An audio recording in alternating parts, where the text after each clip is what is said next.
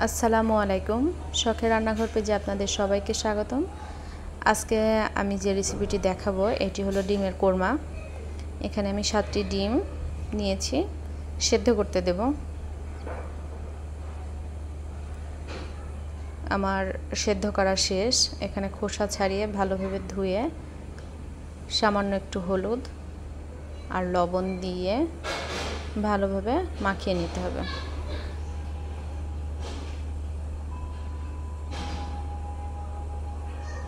এখানে আমরা কড়াই বসিয়েছি, সামান্য একটু তেল গরম করে ডিমগুলোকে দিয়ে দিতে হবে। ডিমগুলোকে অবশ্যই হালকা ভাজা দিতে হবে, কড়া ভাজা দিলে শক্ত হয়ে আসবে, ভালো টেস্ট পাবেন না। এখানে হালকা একটু ব্রাউন কালার হলেই উঠিয়ে নিতে হবে।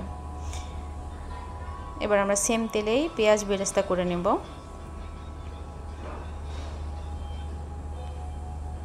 দেখতে পাচ্ছেন আমার পেঁয়াজ বেরেস্তা হয়ে গেছে। এবার পেঁয়াজ বেরেস্তা উঠিয়ে আমরা ওই সেম তেলে হালকা একটু ঘি ব্যবহার করেছি, অবশ্যই ঘিটা ব্যবহার করবেন। এখানে আমরা পেঁয়াজ বাটা দিয়ে দিচ্ছি, হাফ চামচ আদা বাটা, 1 চামচ জিরা বাটা, 1 চামচ রসুন বাটা দিয়ে মশলাটিকে ভালোভাবে কষাতে হবে। এ পর্যায়ে একটু পানি ব্যবহার করবেন।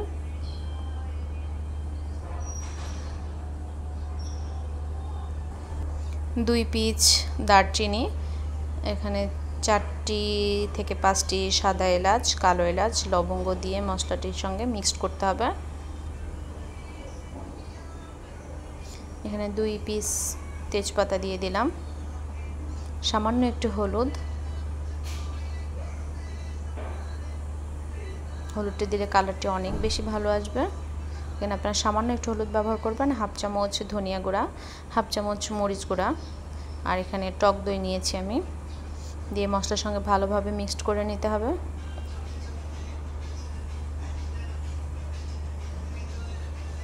মশলাটি যত ভালো কষাবেন টেস্টটা তত বেশি ভালো আসবে। এখানে স্বাদমতো লবণ ব্যবহার করছি। দেখতে পাচ্ছেন আমার মশলা কষানো হয়ে গেছে। এখন ডিমগুলো দিয়ে মিডিয়াম আঁচে হালকা করে নাড়াচাড়া করতে হবে, ডিমগুলো যেন না ভাঙে।